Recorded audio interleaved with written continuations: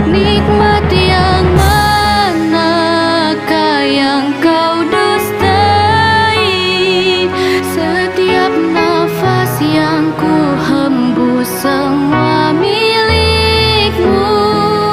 Nikmat yang manakah yang kau dustai? Setiap jalan yang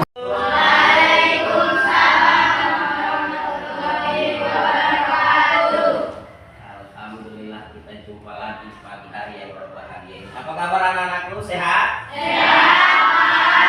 Alhamdulillah sehat luar biasa. Seperti biasa yang Bapak tanyakan adalah siapa yang sholat subuh tadi? Angkat tangan. Alhamdulillah satu pun tak ada yang mewakili, tapi mudah-mudahan saya yakin dan percaya kalian pasti mau menjalankan ibadah sholat subuh.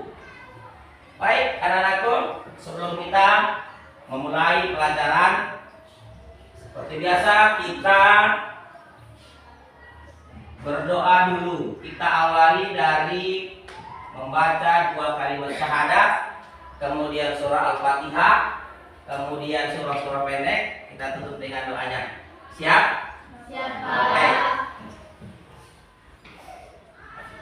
Akan saya pandu dan kita baca bersama-sama. 1, 2.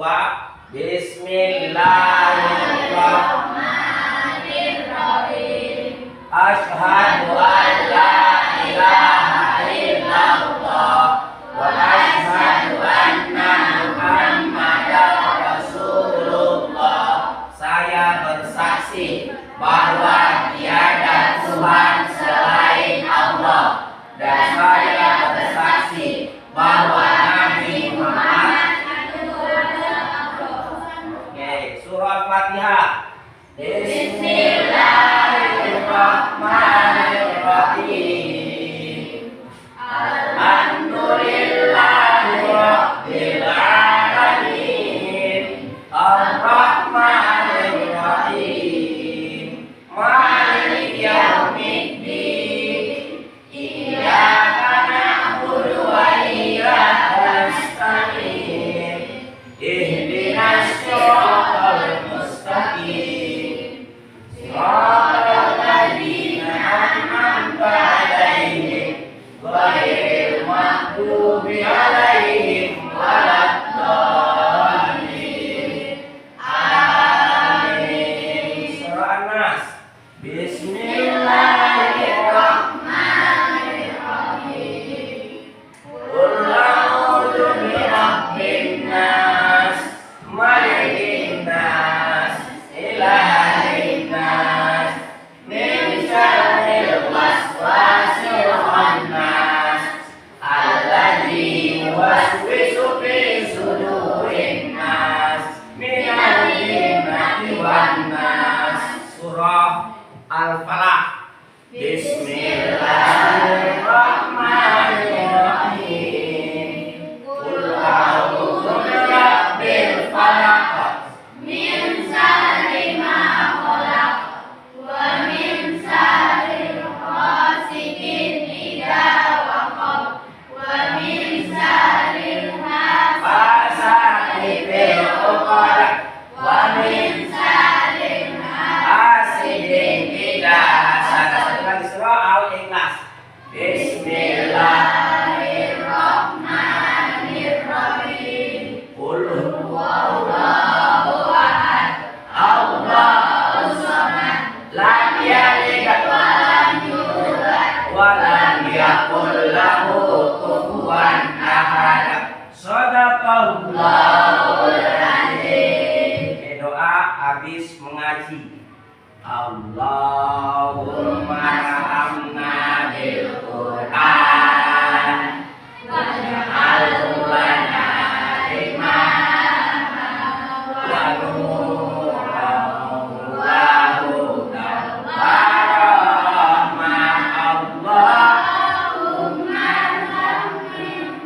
Allahumma zammil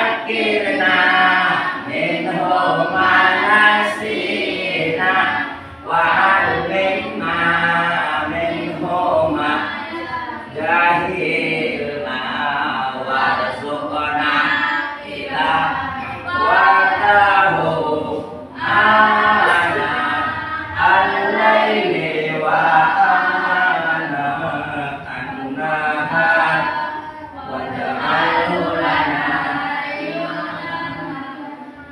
ya rabbal alamin.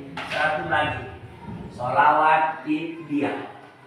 Allahumma sholli ala sayyidina Muhammadin tibbil qulubi wa dawaiha wa afiyati abadi wa sifaiha wa nuril asfari wa nilaiha wa ala alihi wa sahbihi wa sallim. Alhamdulillah, mudah-mudahan anak-anakku semua dapat hidupnya, dapat keberkahan, karena barang siapa yang sering membaca Al-Quran, mengucap sholawat, insya Allah hidupnya akan tenang.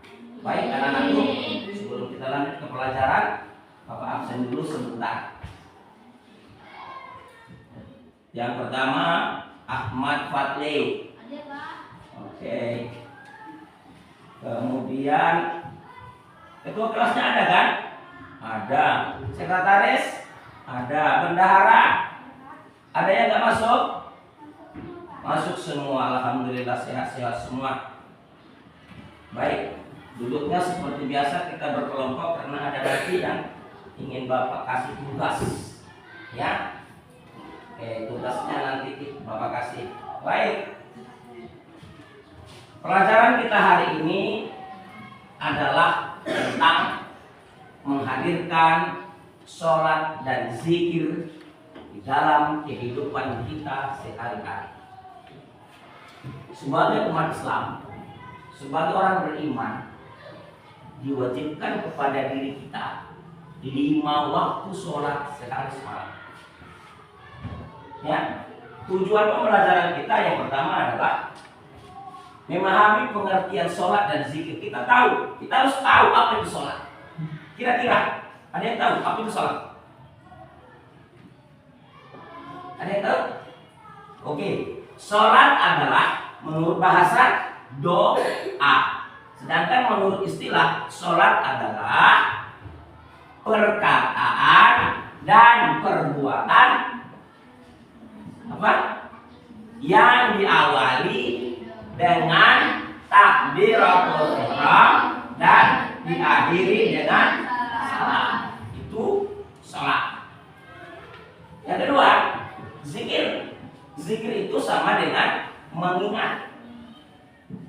Ya, tapi yang fokus kita di sini mengingat Allah Ta'ala, bukan mengingat pacarmu.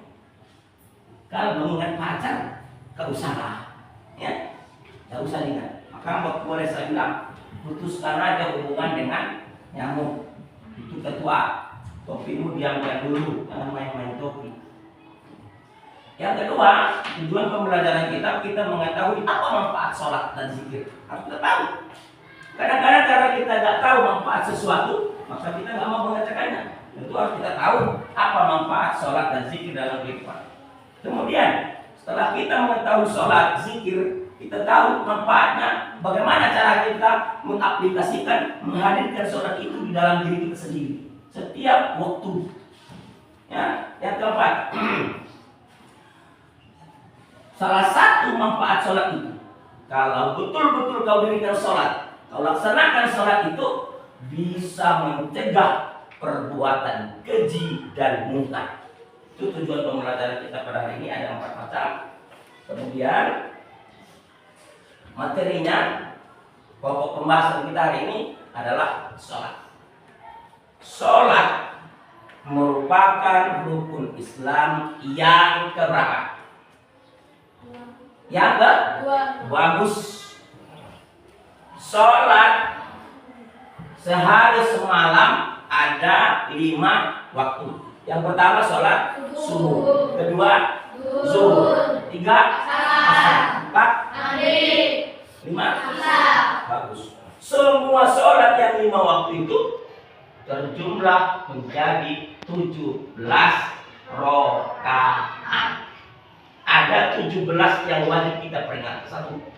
17 rakaat siang dan malam sholat. Kemudian 17 Ramadan, hari turunnya Al-Quran. Yang ketiga 17 Agustus, wajib kita peringati dalam sekali setahun. Bagi kita umat beragama, umat Islam, orang Indonesia wajib, karena itu hubbul watan minal iman, cinta kepada negara adalah bagian daripada iman. Sholat tadi, makna sholat itu menurut bahasa, sholat adalah doa. Nah, kemudian sholat menurut istilah adalah perkataan dan perbuatan yang diawali dengan takbiratul ihram dan diakhiri dengan tasahud. Makin pintar kalian, cuma nggak mau sholat aja. Bentar lagi sholat. Tuh. Kemudian sholat itu merupakan ibadah pokok. Ibadah pokok, ibarat sekolah kita ini. Kenapa bisa sekolah berdiri? Karena ada pokoknya, ada fondasinya. Kalau nggak ada fondasi, nggak ada dinding, nggak ada atap, nggak ada plafon.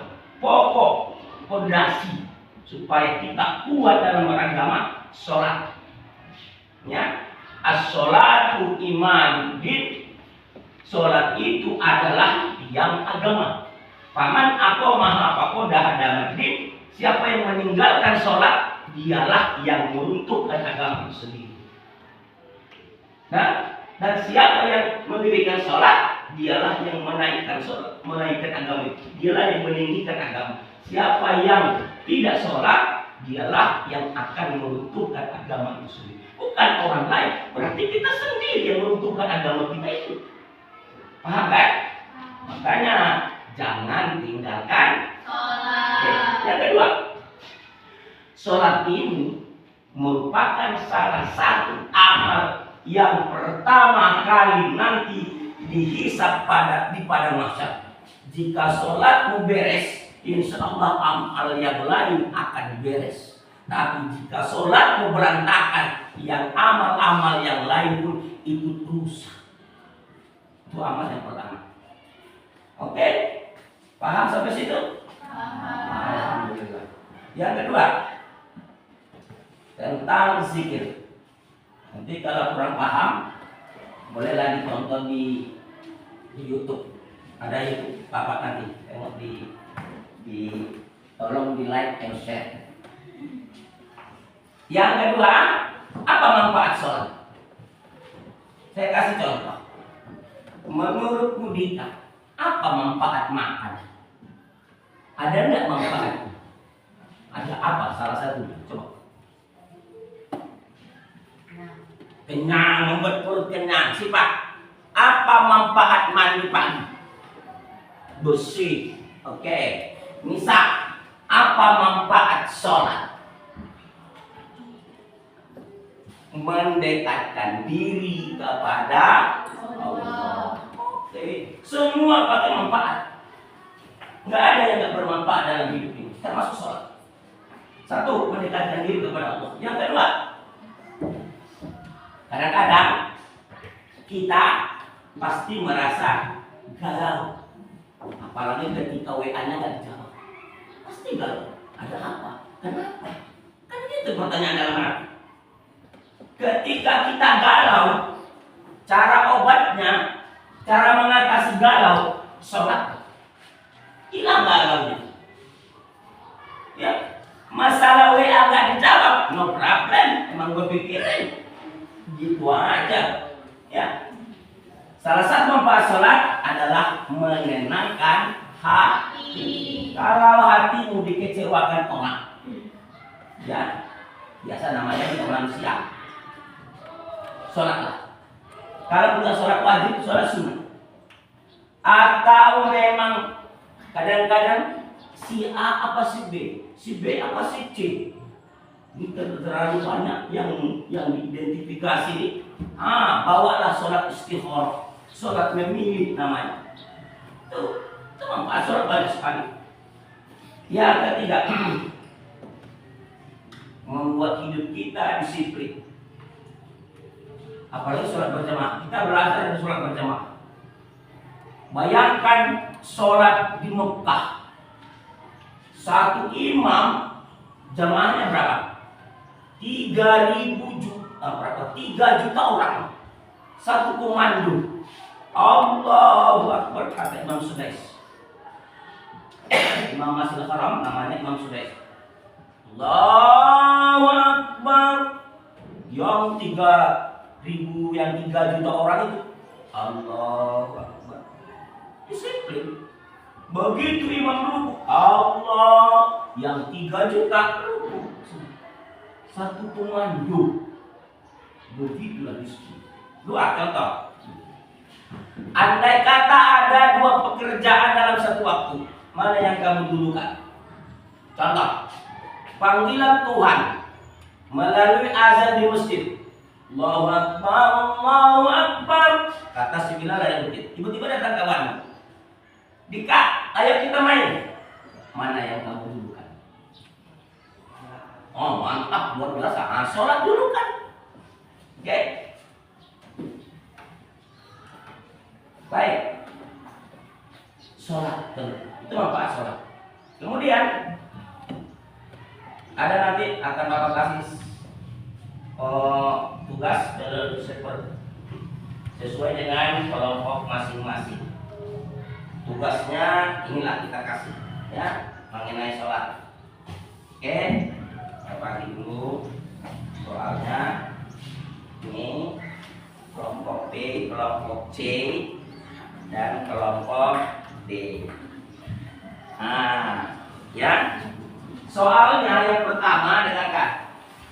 Tengok bukunya, tengok kertasnya yang saya bagikan. Nanti dikumpul. 1. Kelompok A, kelompok B, kelompok C, dan kelompok D akan mengidentifikasi pertanyaannya. Kenapa orang tidak mau sholat?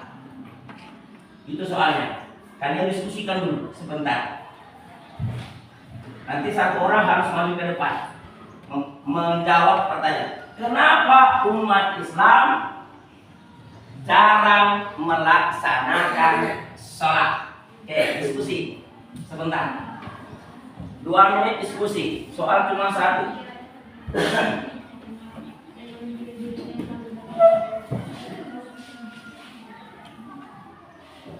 Oke, siap? Kita hitung mundur.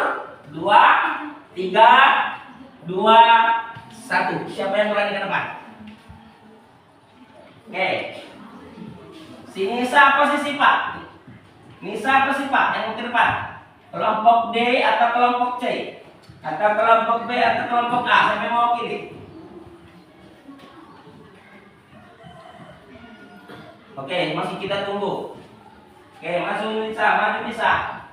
Nisa kelompok D pun jadi, Nisa kelompok C pun jadi. Pokoknya satu orang harus maju ke depan. Sini. Bacakan hasilnya. Hasil ini Nisa, cepat.